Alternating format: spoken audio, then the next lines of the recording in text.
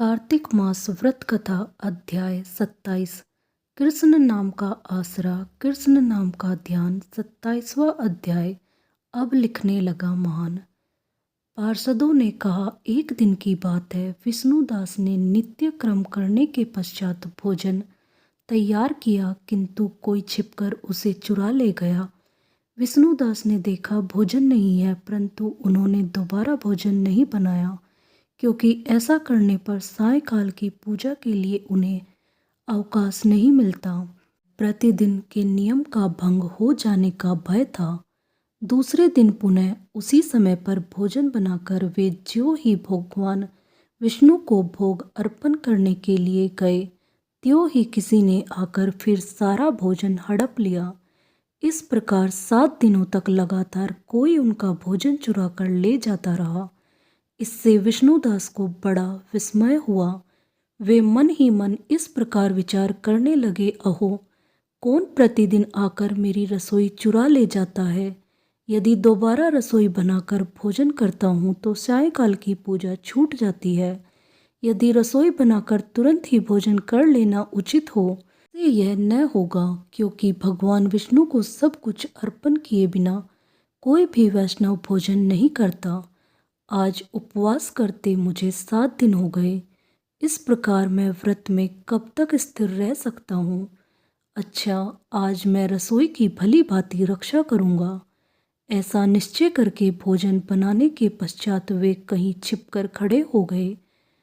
इतने में ही उन्हें एक चांडाल दिखाई दिया, जो रसोई का अन्न हरकर जाने के लिए तैयार खड़ा था। भूख के मारे उसका शरीर दुर्बल हो गया था। मुख पर दीनता छा रही थी। शरीर में हाड़ और चाम के सिवा कुछ शेष नहीं बचा था।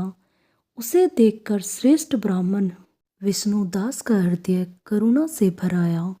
उन्होंने भोजन चुराने वाले चांडाल की ओर देखकर कहा, भैया जरा ठहरो ठहरो, क्यों रूखा सूखा खाते हो?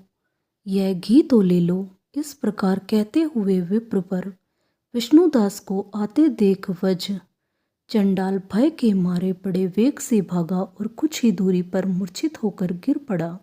चांडाल को भयभीत और मूर्छित देखकर द्विजश्रेष्ठ विष्णुदास बड़े वेग से उसके समीप आए और दयावश अपने वस्त्र के छोर से उसका हवा करने लगे। तदंतर जब वह उठकर खड़ा हुआ, तब विष्णुदास ने देखा वह चांडाल नहीं है, बल्कि साक्षात नारायण ही शंख चक्र और गदा धारण किए सामने उपस्थित है। अपने प्रभु को प्रत्यक्ष देखकर विष्णुदास सात्विक भावों के वशीभूत हो गए। वे स्तुति और नमस्कार करने में भी समर्थ न हो सके।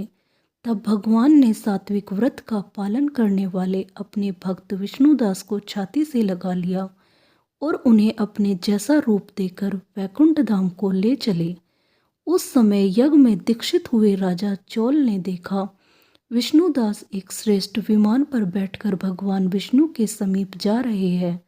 विष्णुदास को वैकुंठ धाम में जाता देख राजा ने शीघ्र ही अपने गुरु महर्षि मृदुल को बुलाया और इस प्रकार कहना आरंभ किया, जिसके साथ स्पर्धा करके मैंने इस यज्ञ दान आदि कर्म का अनुष्ठान किया है, वह ब्राह्मण आज भगवान विष्णु का रूप धारण करके मुझसे पहले ही वैकुंठ धाम को जा रहा है। मैंने इस वैष्णव धाम में भली भांति दीक्षित होकर अग्नि में हवन किया और दान आदि के द्वारा ब्राह्मणों को मनोरथ पूर्ण किया, तथापि अभी तक भगवान विष्णु मुझ पर प्रसन्न नहीं हुए और इस विष्णुदास को केवल भक्ति के कारण ही श्री हरि ने प्रत्यक्ष दर्शन दिया है। अतः जान पड़ता है कि भगवान विष्णु केवल दान और यज्ञों से प्रसन्न नहीं होते। उन प्रभु का दर्शन कराने में भक्ति ही प्रधान कारण है। दोनों पार्षदों ने कहा। इस प्रकार कहकर राजा ने अपने भांजे को राज सिंहासन पर अभिषेक कर दिया। वे बचपन से ही यज्ञ की दीक्षा लेकर उसी में संलग्न रहते थे, इसलिए उन्हें कोई पुत्र नहीं हुआ था। यही कारण है कि उस देश में अब तक भांजे ही राज्य के उत्तराधिकारी होते हैं। भांजे को राज्य देकर राजा यज्ञशाला में गए और यज्ञ कुंड के सामने खड़े होकर भगवान विष्णु को संबोधित करते हुए 3 बार उच्च स्वर में निम्नांकित वचन बोले, भगवान विष्णु, आप मुझे मन, वाणी, शरीर और क्रिया द्वारा होने वाली अविचल भक्ति प्रदान कीजिए। इस प्रकार कहकर वे सबके देखते देखते अग्नि कुंड में कूद पड़े। बस उसी क्षण भक्त वत्सल भगवान विष्णु अग्नि कुंड में प्रकट हो गए। उन्होंने राजा को छाती से लगाकर एक श्रेष्ठ विमान में बैठाया और उन्हें अपने साथ लेकर बैकुंठ धाम को प्रस्थान किया। नारद जी बोले, हे राजन, जो विष्णुदास थे वे तो पुण्यशील नाम से प्रसिद्ध भगवान के पार्षद हुए और जो राजा चोल थे उनका नाम सुशील हुआ। इन दोनों को अपने ही समान रूप देकर भगवान लक्ष्मीपति ने अपना द्वारपाल बना लिया। दोस्तों, आपको यह अध्याय कैसा लगा हमें कमेंट कर जरूर बताएं। कार्तिक मास के सभी अध्याय सुनने के लिए हमारे चैनल को लाइक और सब्सक्राइब करें। बोलो विष्णु भगवान की जय।